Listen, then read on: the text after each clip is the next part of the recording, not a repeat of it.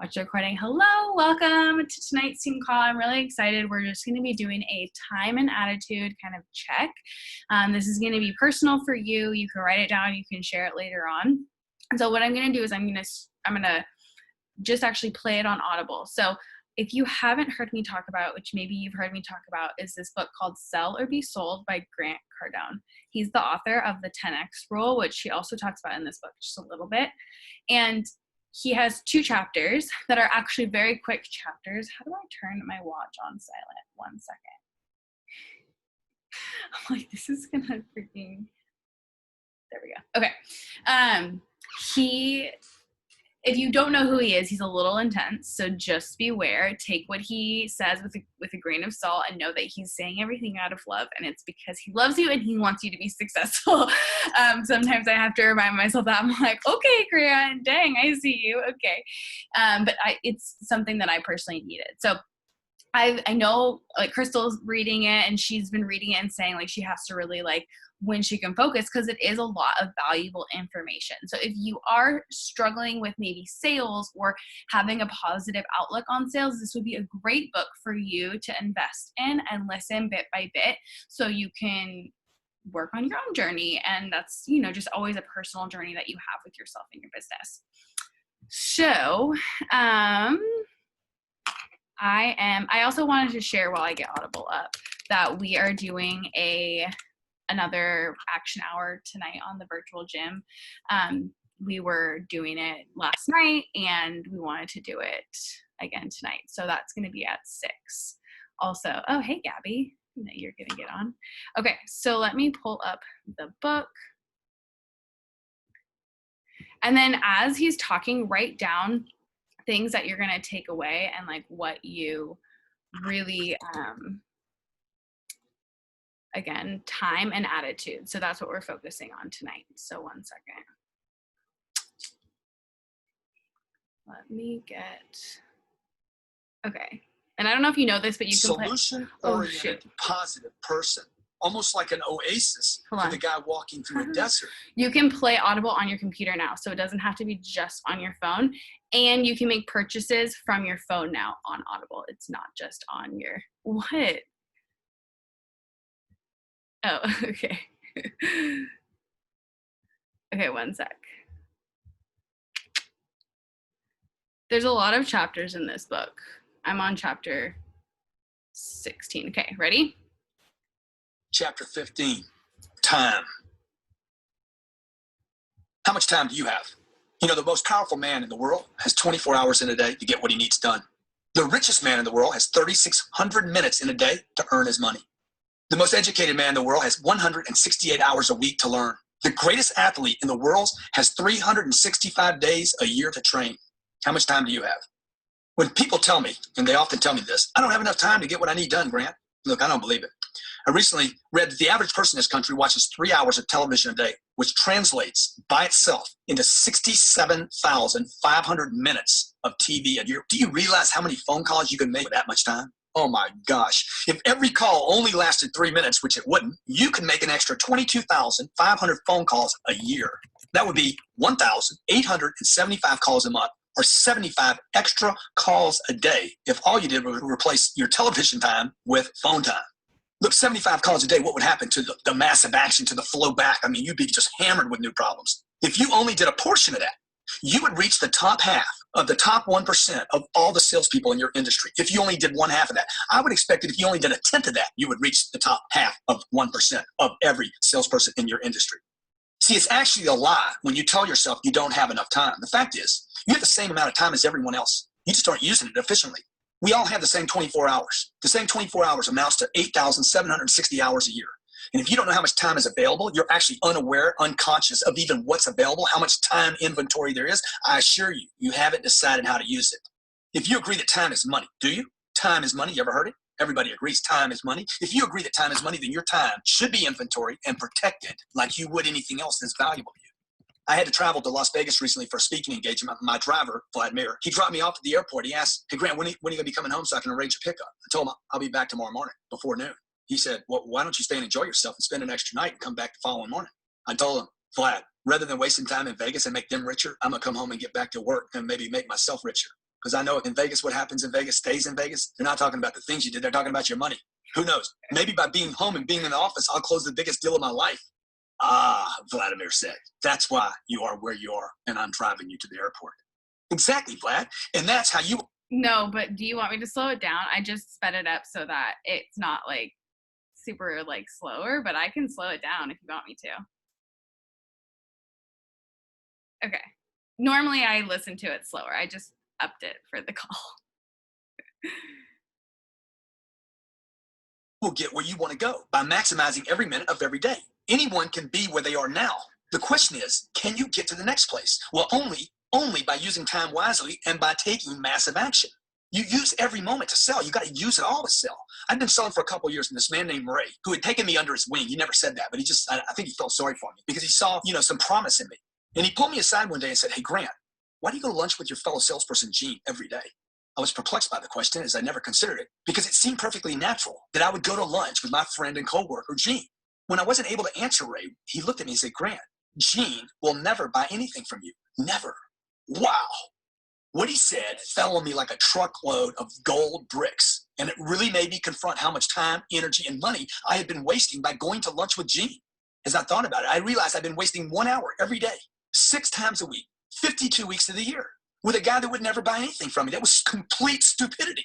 I wish they'd have taught me that at school. They never said in 17 years of school, hey, man, stay away from the other employees. They're not going to buy anything from you. I'd spent 312 hours of my time with no opportunity whatsoever at ever making a sale. That means I could never make any money. I never went to lunch with Gene again after that day. Never, not one time. I'm like, Gene, you're off limits, dude. Unless you're going to buy something from me, I'm not going to lunch with you. And my sales immediately picked up. I made it a firm policy that if it wasn't eating with clients or potential clients, I'd eat lunch in my office while I called clients. And I encourage you to do the same. So I ask you, how much time are you wasting? Starting today, I want you to take a look at how much time you waste every day. Every time you find yourself doing something that's not productive, make a note of it. Smoking, taking coffee breaks, standing in line, calling friends, calling family, gossip, standing around the water cooler, discussing the game from last night, going to the bar, doodling, daydreaming, avoiding work. Whatever you do, write down. Hey, man, was it 30 seconds, a minute and a half, 4 minutes? Become conscious. Become aware. Inventory your time. Write it down and become aware of all the things you're doing that don't add up to moving yourself, your team, and your company and your dreams down the field. What if you only had 1 hour to win the game? You can't take breaks when you've only got, you got to work the ball down the field. Dude, you're out of timeouts, okay? You're getting down to a minute or two. What do? You only have 3 1-minute. No, you have no timeouts left. You're out of the clock. When the buzzer rings, game's over. See, he who makes the most of his time will accomplish the most. Would you agree? Make the decision now that you're controlling time. You control time. Time no longer controls you. Change your mind about time and decide that you have plenty of it. Become a master of the clock, not a slave to it. The lunch opportunity. A partner and I were at a lunch meeting with a group of potential clients. The group seated my partner and me together at the same table. I immediately requested to be seated at a different table. Why? Because I can't sell my partner. Remember Gene? There's no opportunity in sitting next to Scott or Gene. Look, they work with me. I need to meet new people. I need to get in touch with new flows of currency, not Scott's. Scott's my partner. If he gives me any money, it's going to cost me because I'm his partner. The goal was to be with as many of the clients as possible, not to be with people I'm comfortable with. I sat at one table. He sat at another. We doubled our exposure. We doubled our time. The difference between rich people and poor people regarding time, rich people buy time. Poor people waste time. I learned this valuable lesson back when I was a salesperson wasting lunches with my coworker, Gene. Today, I won't go to lunch with a fellow salesperson. I won't go to lunch with a manager. I won't even go with my boss. I need to spend time with customers, potential clients. I need to spend time with anybody who can give me new information, make new connections with me. Going to lunch with your boss will not get you job security, but selling more products will. My rule is if they work with me, they won't buy from me. And if they won't buy from me, that excludes them from spending a lunch with me. You need to work your sales career the way a politician works his campaign. He doesn't keep talking to the people that are already going to vote for him. He goes out to talk to people who haven't decided yet. Today, I invest my lunchtime, breakfast, and dinners with buyers, prospects, and even long shots. These lunch dates would include anyone that might someday buy from me. Okay, I'm going to go switch to attitude because he talks about that a little more. And I think really the aspect there is making sure that you are meeting up with people for lunch. Like go out and talk to people. And I just went and met up with someone the other day and it felt so good for the first time to like meet up with someone at a coffee shop and like talk in person. So I think as like things start to get normal again, it's so important to go and talk to people and get to know them and qualifying them first. I'm sure every year learning about this in guide culture where you like qualify and pre-qualify people. And that's so valuable with people. Okay, we're gonna next switch to attitude, but really this week I want us to think about what he talked about. Where is that time, those 30 seconds or minute or 5 minutes that maybe are time you could spend connecting on social media or little things like that maybe you find that can help. Okay. Do you guys want me to slow it down? Is it too fast? Is it fine? Okay. I just thought it was funny. Oh yeah, it is funny. He has an accent too, but when it's at 1, it's can be a little slow. So I just wanted to like not have it be like 20 minutes of him talking. I wanted to speed that up a little bit. Okay, attitude. Next one. Okay, the first chapter is a great attitude is worth more than a great product, and I really love this chapter. So I felt like the time was like the intro, and this is kind of what I also want like to talk about. A great attitude is worth more than a great product. People will pay more for an agreeable, positive, and enjoyable experience than they will ever pay for a great product. Who doesn't want to feel good? Who doesn't want to be acknowledged for being right?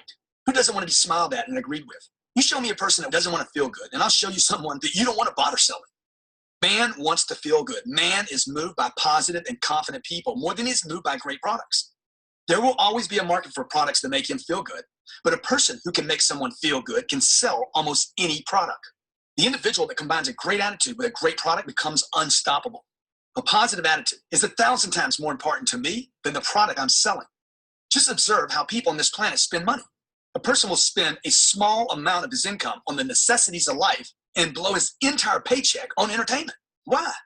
Because he wants to feel good. Why does Jay Leno make more money than all the school teachers in Los Angeles combined? Because he makes people laugh. He makes them feel good. It's easy for a buyer to say no to a product, even a company, but it's extremely difficult to say no to a positive experience with another human being. Mm-hmm. It's not natural. When something makes you feel good, you want more of that thing. Whether it makes sense or not, you want more of the feel good. That is why people do things that aren't good for them, because for a moment or two, it made them feel good. See, people will spend money on things that make them feel good before they'll spend money on things they need. This explains poverty. It explains debt levels that we see today. One time I saw this beautiful jacket on display in a shop window. I was so intrigued by it. It grabbed my attention. I went inside to take a closer look. I asked the clerk, hey, what's the price of that jacket? Which she told me as she helped me slip on the jacket. Admiring my reflection in the mirror, I protested as she told me that the price was actually insane and that I didn't even need this jacket. With a warm understanding and beautiful smile, she said, no one buys a jacket like this because they need it. They buy it because it's beautiful and it makes them feel good. Melting in the truth of her statement, I asked, but do you take American Express? See, with all the chaos and bad news that the media so freely disseminates on a daily basis, 24 hours a day, it's refreshing to meet a solution-oriented, positive person, almost like an oasis for the guy walking through a desert. Oh, refreshing, positive, because you're just bombarded with negativity all day. You know the kind of person I'm talking about? The kind of person who's always smiling as they say, yes, sir, I'll get it done. I'd be happy to do that. I want to take care of that kind of positive. I'll take care of anything. See, I just want to be sold. Or do I? No, the truth is I don't want to just be sold. I want to feel good. I want people around me who are positive, helpful, smiley, and motivated. That's what everybody wants. All people want positive. I have a personal assistant named Jen. When I hired Jen, she had no experience in my type of businesses and had never worked in that kind of environment. I didn't hire Jen because of her abilities or experience or her resume, but because of her positive attitude. Jen is one of the most upbeat, can-do, get it done, with a smile on your face kind of people I've ever known. It doesn't mean that Jen doesn't make mistakes. She does. But because of her attitude, the mistakes she makes become acceptable to me. See, I never get mad at her. I mean, I find it almost impossible to get mad at her, no matter what she does, because she's so service-oriented, so positive. So, yes, sir, I'd be happy to, no problem. Hey, is Jen selling? Absolutely. Every day, whether she knows it or not. It's an attitude. Attitude gets you latitude. See, if you make mistakes and you're negative, I'm going to crush you. If you make a mistake and you're positive, and I feel good around you, lots of latitude. Attitude is latitude, right? See, never let anyone convince you that people won't pay more for a great attitude and for great service, because they will. The ability to be positive at all times, whether you're winning or losing, is that one thing that will ensure that you're a winner in the end. Attitude. It's senior to everything. I almost regret I left it for one of the last chapters in the book because it is so vitally critical. You know, I love positive people, and I bet you do too. And I find them irresistible. When you're positive, people will find you irresistible. The people that don't like you because you're positive, you don't want to be around them anyway, folks. Okay? It's oil and water, positive and negative. Stay away from them. Now, treat them like millionaires. You know, my wife and I go to a place called the Grove in Los Angeles for dinner and a movie. We valet parked the car there. And this bleached blonde, spiky haired, guy that's Mr. Positive, big smile on his face, always greets, opens the door, enthusiastically says, "Good to see you again, boss. Leave it with me. I'll see you in a couple hours. The car will be right up front." Every time I come back, I hit him with 20. Every time. You know what it costs to valet park a car there? I think it's $8. Bam, 20 bones. The other valet guy that works there, who greets us like we're a nuisance, he doesn't smile. He appears to hate his job. He parks the car in the same spot that spiky hair does. But due to his poor attitude, I give him the $8 or the $5 or whatever it costs, because all he did was park my car for me. I'm sure he goes home and he tells his girlfriend how cheap all the people are. These guys come in with big cars and we valet. But you know what? Spiky hair's got a completely different story. In fact, Mr. Negative said that spiky hair is the lucky guy, and he's just unlucky. Look, it ain't luck. It's not the luck of the spiky-haired guy, I assure you. And it's definitely not that I'm a poor tipper. It's the attitude that made the difference. I'm not paying for you to park my car. I'm paying for your attitude. The reality is people with good attitudes are luckier than people with bad attitudes. Mm-hmm. There is no treasure greater than a great attitude, and no way to get a real treasure without having a great attitude. Listen to that. There's no treasure greater than a great attitude, and no way to get real treasures without having a great attitude. A customer once wanted to buy a truck from me, and he, like many car buyers, didn't want the dealership to make any money from the deal. He thought it was fair that he only pay invoice for the truck. None of this makes any sense, of course, because if the company keeps selling their products for invoice, they won't have any money to stay in business to even service this customer. But that's what this guy wanted. Well, because I know that attitude is senior, more important than the product or the price, and because I trust that the customer will pay for my can-do positive attitude, I told him, hey, no problem. Whatever you want. It's yours, my friend. I just appreciate having the opportunity to do business with you, regardless of what we make on the truck. He was shocked at my response and the smile I had on my face because I hadn't let him his attitude get beneath my skin. I spent the next hour or so showing him the truck, getting to know him, laughing with him, and being positive, a positive influence on him. I treated this guy as if he were about to give me $1 million, even though he said, I don't want to pay you any profit. I put aside the fact that he didn't want to pay any more than invoice and pushed everything in the direction of a great attitude. At the close, I showed him the documented third-party certified invoice price on the truck. I showed him the state taxes were $4,000 and added an additional $2,000 for me to take care of him for the next 4 years. He looked at me and said, I know I can buy this down the street without paying the extra $2,000. With a smile, I responded, you're probably right, but you won't get me down the street. He laughed and said, I don't know why I'm doing this, but let's do it. And he wrote the check. Remember that a product can be shopped, but a great attitude, an incredible can-do positive attitude cannot be shopped. A price can be beat, but a great attitude is priceless. A price can be beat, but a great attitude is priceless. There's nothing more valuable to anyone than a positive person. People will always act according to your attitude. They're not acting according to their attitude. They're acting according to yours. If it's negative, if you're getting negative responses, right, it's because you're negative. If it's negative, expect negative. When it's positive long enough, genuinely enough, you can expect them to become positive. If I scream and threaten another person, you can expect them to flee or fight. See, neither response is survival for you as a salesperson. But look, if I'm positive and agreeable, and I can expect the buyer's response to be positive and agreeable, would you agree? It is contagious. I'm contagious. When you have the ability to change another person's attitude in a positive manner and make them feel better than they did before they met you, and look, you no longer need to rely on your product being superior. Mm-hmm. It's your attitude that's superior. How you act toward others will be how they will act toward you, even down to how you think about others. Your attitude precedes everything that happens to you in your life. If you think about car wrecks, you will have car wrecks. If you hang around negative people, you will become negative. If you hang around people with problems, you will attract people with problems. Actually, you've already attracted the people with problems. Now you're going to attract problems. A product of your environment. My mom told me as a kid, you are the people you hang around, Grant. While I resisted her wisdom at that time, I now know it's true. Today, however, I would take that statement from my mother even further and say you are a product of all that you surround yourself with. That includes the TV you watch, the newspapers you read, the friends you have, the movies you watch, your hobbies, your interests, your family, and everything that you're involved with. Every winter season, the news people spend hours each day convincing you and your family that the flu season is coming and that you are susceptible and that millions of people will get the flu.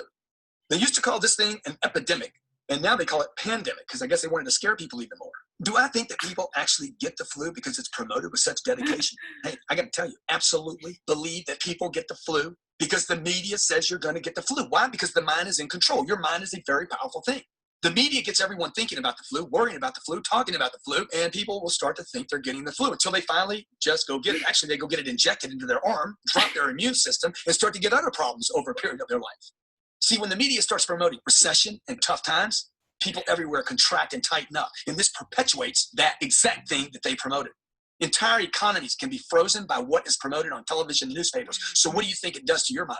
Entire economies can be wrecked because of television and newspapers. So what can it do to one individual? Entire nations of people's attitudes are shifted from positive to negative in order to influence the actions of many, so only a few can benefit. You think that's drastic? Trust me, you're being manipulated every day.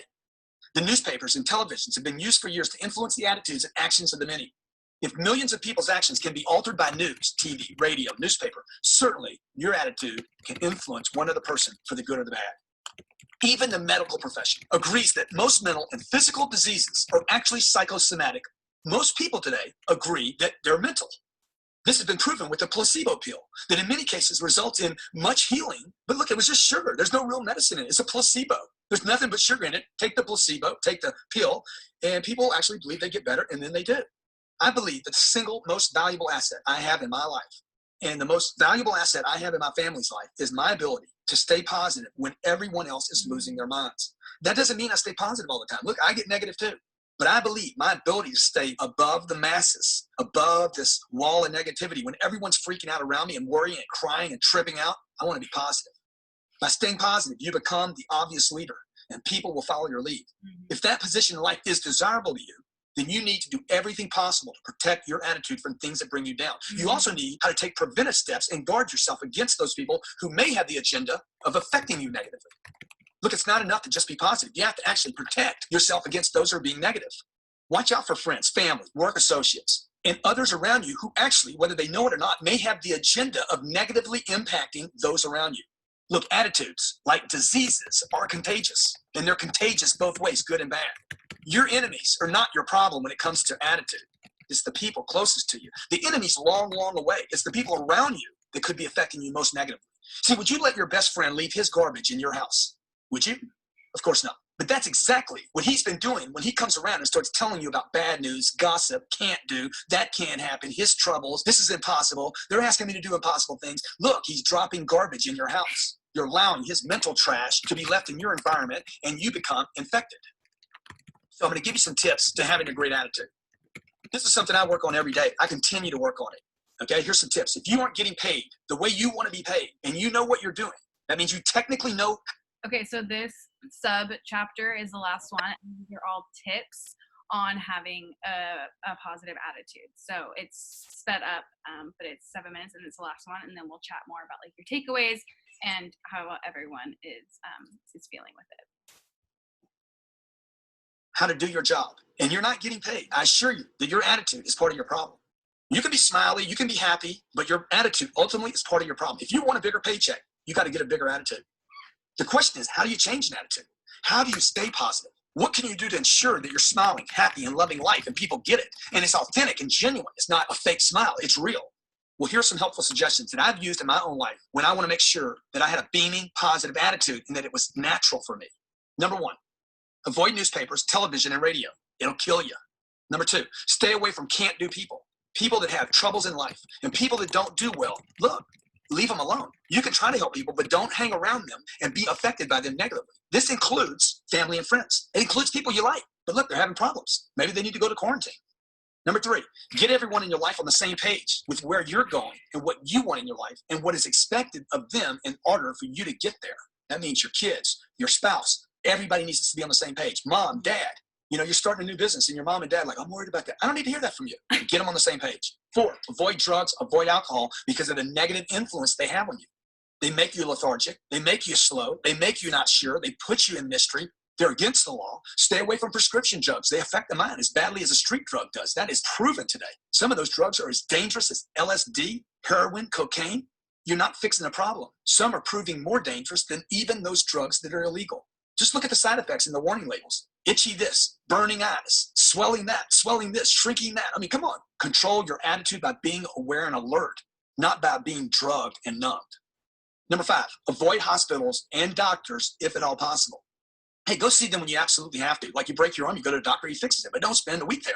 I've seen too many people get worse when they spend time with doctors and hospitals. Hospitals appear to be sick factories. I don't even like to go visit other people there because the amount of negativity in the environment, all the, oh, he's sick, this guy's terminal, this is a problem, that's a problem.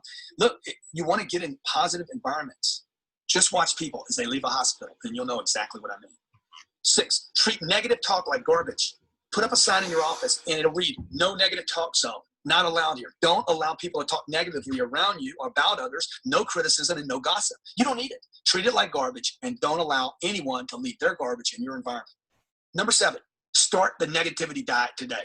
Commit to no negative thoughts, ideas, or talk for the next 24 hours. This will be a start to you really getting control of your thoughts and actions, and will help you build discipline to control how you think and act. I'm going to tell you about the better way. Thoughts come before actions, and your actions then determine your life. So once you get control of how you think, you're going to become aware. Wow, man, I'm negative a lot. I'm negative a lot. Okay, good. No big deal. Just write it down. This is what I said, this negative. Knock it off and start your 24 hours again. Once you get control of how you think, you will then get control of your actions. The negativity diet works like this. No negative talks, no negative thoughts, no talking negative, no negative actions for a full 24 hours, or you restart the clock. While this may seem like a very simple challenge, I have never met anyone that made it the first 24 hours, and I know thousands of people that have failed the challenge only 10 minutes after starting. Okay, so no negative talk, no negative comments to other people. You start again. It's just a game. Don't take it too serious. Just start trying to slowly put in some discipline. Now, if you want to know the ultimate way, the ultimate end-all way to get rid of negativity, it is not to discipline yourself out of it or try to train yourself not to have it. And it's not to stand in a mirror and say, I am positive, I love myself, you know, the whole law of attraction thing, everything good comes to me if I think good things. The way to be positive ultimately is to get rid of negativity. And I'm going to tell you about a book that I've read. I've read it 6 times. It's called Dianetics. It was written by L. Ron Hubbard. The book is phenomenal at getting rid of negativity permanently and forever. And I'm not talking about that everyday kind of negativity, but I'm talking about the stuff that actually is the engine of negativity and drives people into not being able to control and keep a positive attitude. So get the book Dianetics and read it. My office has it, so if you want to call there and get it, they can get it for you. This is going to give you a game to play, whereby you're competing with yourself to start controlling how you think and act and live in life. People have become unaware of just how negative they are, and then wonder, hey, why is life so negative? Control your thoughts, unless you want to just get rid of them, and you can, and you'll control your actions. This simple game, the diet, will first make you aware. Once you're aware, you start making some gentle changes. Okay, be honest with yourself, play the game. When you fail, start it over. If you want to get rid of it, just get the book Dianetics, and it'll explain to you how the mind works. So if you want to permanently get rid of the negativity, call the office, and we'll introduce you to a surefire way to rid yourself of all these computations forever. Negative responses, reactive responses, and you'll be positive, forward-looking, solution-oriented that you're supposed to be. Look, the reality is, if you didn't have any negativity going on in the first place, you wouldn't need the negativity diet. You'd be positive. Nothing in your life will pay you more rewards than your ability to have and maintain a great attitude. Nothing will prove more valuable in your life than a positive outlook on life, regardless of your career. People will remember you in life, not for how much money you made or how much success you achieved, but for how you handled life and how you made others feel. Your attitude and your ability to have a positive influence on the attitudes of others will not only affect your sales, but every area of your life, your marriage, your kids, your health, your wealth, your luck, everything. You name it, and a great attitude will affect it. Chapter 17. Okay. I love that chapter. And I think it's so true about like when we've talked about, you know, rank, and when you're talking to people, people don't really know that. They don't know what rank you are with each other. They don't know what you make, but they're attracted to your environment and how you are and what you portray and the energy. You know, that's what we talk about when you're in your power hours, drinking your Energize and getting in that mood and having that energy, because that vibe is so attractive, right? Okay, I'm gonna open it up. Someone share what they thought, took away, so anything that stood out to them, anything they want to work on, time stuff. Anyone?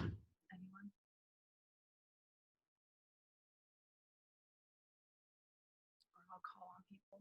Just kidding. Evie, you've been chatting. Do you want to share? Yeah, I was just looking at the list. So I feel like the part where I would struggle with the most would be getting everyone on the same page. And like, if they don't care, detaching myself from that because I feel like that's kind of like, even just, I know we've talked about it, Emma, just kind of like trying to bring everyone on board with you, and especially like your family or anybody who, so I feel like that's kind of the area where I've struggled the most. But I mean, when it comes down to it, I really don't care. I'm still gonna do this. I'm still gonna like keep going after it. But um how would that be like team culture as far as us? Like if we can't get, say, our family on board or people that are around us, so would that be like creating a team culture where like vision is possible and then we like attract people who align with our vision? I muted. Yeah, and I think I remember Alexis saying one time, like, if your family doesn't always see it, then it could be like a deep rooted feeling that maybe you have where you don't have this belief. And at first I was like, oh, don't say that. I believe in this. I've been doing it for so long. Of course I believe in it. But then I realized like maybe there was something that I needed to get over, and that was their acceptance of it. And once I got over that, my mom ordered like 3 bags of Shakeology. So it was kind of like a aha moment of that's how I also go into like, you know, conversations and such. And when you have that, like, I don't care if you feel that way or not, like I'm trying to add value to your life. I feel like it comes off so much better, and they end up actually like receiving that better than when we have this energy of like, no, but it's going to be really good for you. You know what I mean?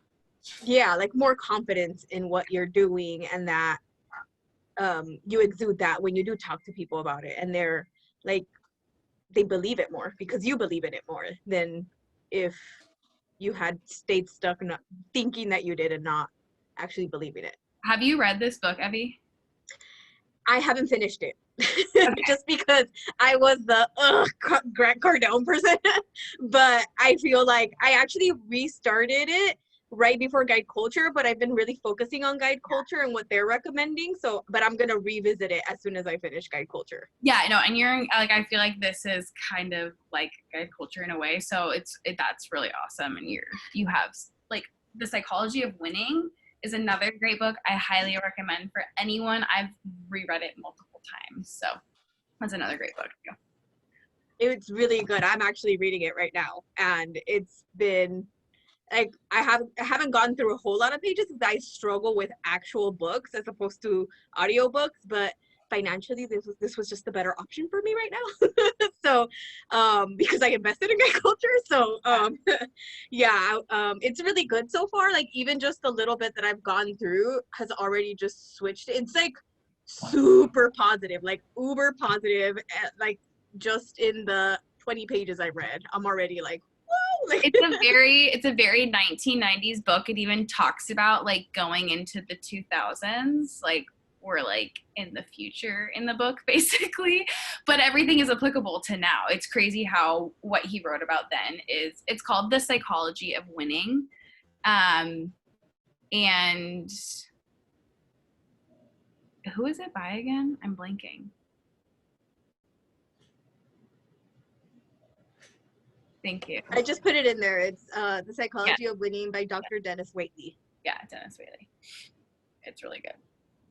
I think that's a thing that I would really encourage everyone to do is getting books that research the mind, because when you know how the mind works and psychology, like that helps with communication, and that helps with your confidence in communication, because you'll start to be able to identify just things that people say. You're like, oh, they're struggling with this mentally because I read in a book that when people feel this way, it can mean this. And just like little things like that. So it helps you, and it also gives you more value to add in your stories. So if you're like struggling with feeling like you're not adding enough value to your Instagram stories or just with your people in general, making sure you're doing your personal development, because those are just things that you can always share every single day. I know Crystal does that every morning. Basically, she gets on and she says, you know, something about what she read and things like that. And that's like, people want to come to that. People want that value.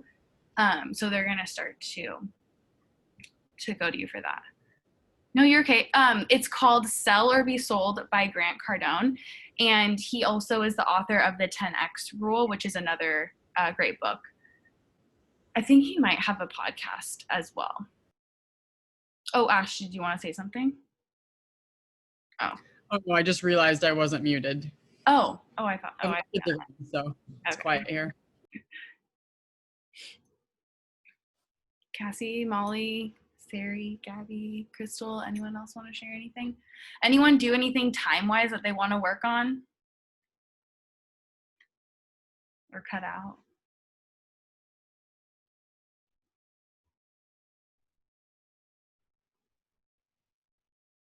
If not, that's fine too. I think it'd be great to just evaluate this week, like every day. And then, the negative diet, like let's focus on that too. This week, I think just the time and then the restarting, having that game with yourself. And when you restart, maybe share with people. And people are gonna be like, what's that negative diet game? And then they're gonna want to know. So creating some FOMO in the team, I think would be good for people to, because man, I mean, we're not the only ones with mindset. We focus on our mindset often. And we have to remember that some people don't. I didn't before Beachbody. I don't know about you guys, but I personally didn't focus on my mindset or anything like that before. Crystal, did you want to say something? There were 10 on the list, right? I only got 8. But okay.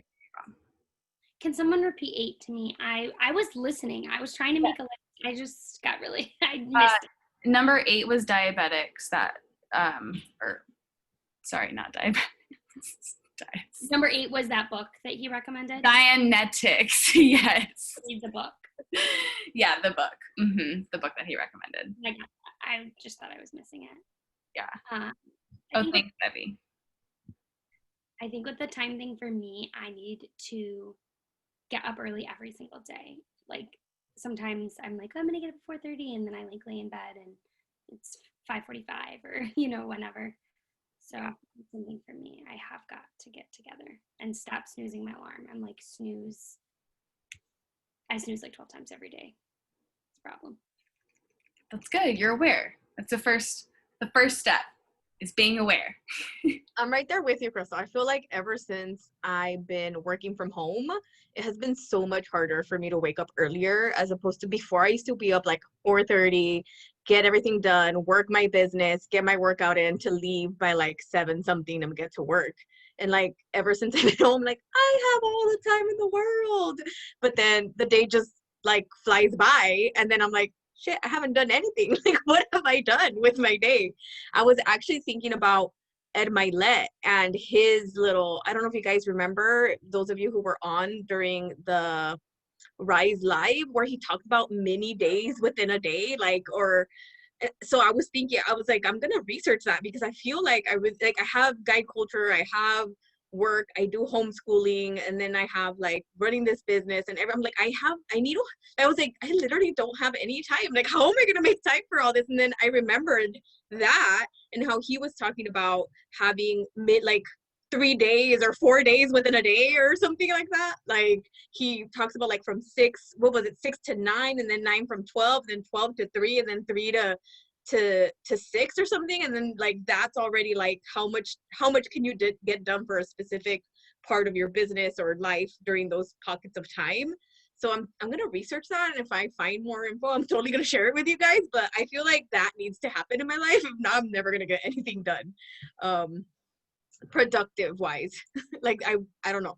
I don't know about you guys. Can I just add really quick that I feel like I lean on all of you guys to like be that, what did we say, like the North Star. Like Abby, I look to you for having like all of it together. Like to hear you say that, it's actually kind of like crazy to hear that you're struggling with your routine or with your scheduling or anything like that, because that's not what I see. I see something so much different. And I think it's just so powerful to hear you guys say that, because I've had such a shit month. So. And I'm so happy you're here.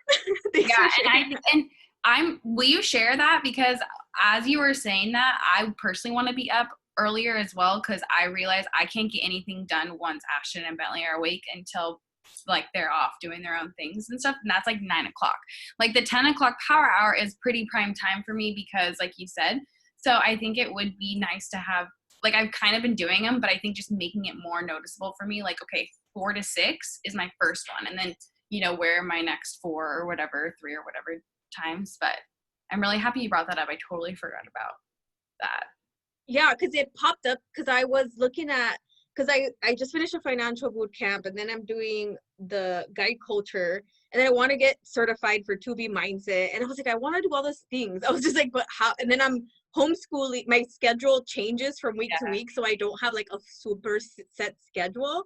So I'm just like, how the hell am I gonna do all this? And I'm like, okay, when I was trying to figure out how to make my journey work for me and all that, like, what did I do? And I was like, I literally went back to my calendar, and then I remembered like what he said about having mini days and how much that affected me. And I'm like, I need mini days. I need mini days within a day. And no, I do not have it together. I'm a lot more organized than when I first started. Like at least I now have like a schedule, but do I stick to it every single day? Hell no.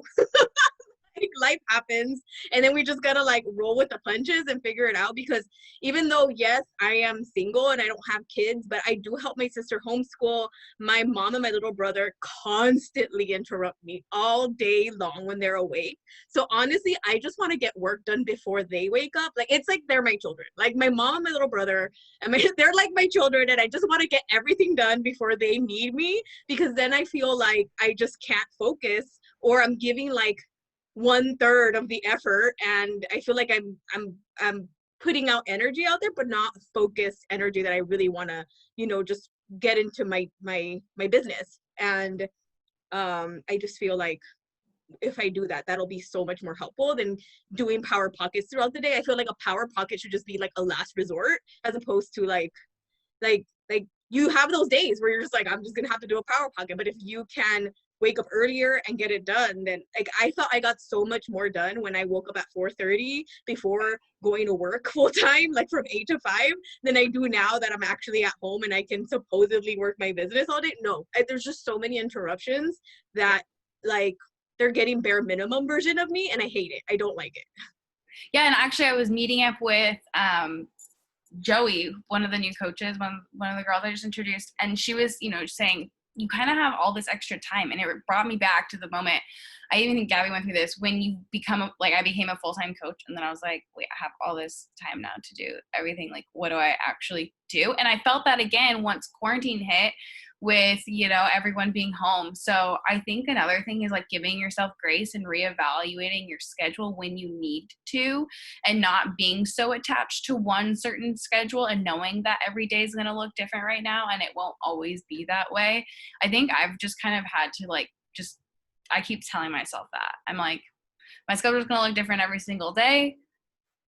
Bentley was supposed to go back to school on the 19th. He's obviously not going back yet. So it's just like, every day it looks different, right? You never know. There's things that are constantly changing, and it's so frustrating. And so I think I just kind of had to get over that frustration and be like, and that's the thing, daily deposit is so valuable. So having those 5 things, and like when I was going through my divorce, I had like 1 thing or 2. Like, if you are having a day and it's an incredibly busy day, do not give yourself 5 things, because you're just automatically going to overwhelm yourself. Give yourself 1 or 2 things that are going to be that top thing that you are going to feel good when you get that done. And then it actually will probably help you get more done, because you'll feel better. You're like, oh, I accomplished 1 thing. Now I'm on a roll and I can do a few more things. So I think just having that, like, those quick wins are so valuable in seasons that you need those quick wins. Bye, Sari. Yeah, so we're coming up on 45 minutes. So I want to wrap it up. But does anyone else have anything else they want to share or talk about? Tomorrow at 2:00, we are going to have our What is Coaching webinar, and that is a completely different Zoom. I set up a Zoom link on my Zoom, so it gave us a different link. So just know that the graphic has it on there, and the password is "Let's Do This," all lowercase, all one word. So I changed it so it's not Elite 2021 when people are hopping on. So and we'll start doing that every month. But team calls Tuesday nights at 4:30, and then again every month on the 3rd week of the month we will have a What is Coaching webinar. So that's always kind of the schedule. So good to see you, ladies. Awesome. Thank you so much for this. I needed to see all your beautiful faces. And we will be on, I'm going to get on Virtual Gym and do Power Hour later. So if you guys are working, feel free to hop on there. We'll be on working. I'll be doing guide culture stuff. Okay. Bye. See you later.